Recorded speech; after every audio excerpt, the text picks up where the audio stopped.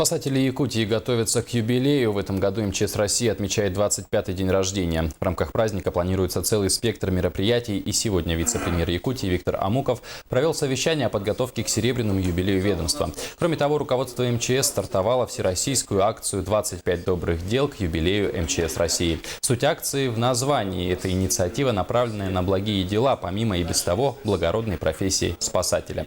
Помимо официальных встреч, правительство региона готовит к выпуску юбилейную книгу об истории спасения длиной в 25 лет. В цикле мероприятий у нас предусмотрено создание книги. Сегодня авторы у нас работают над книгой.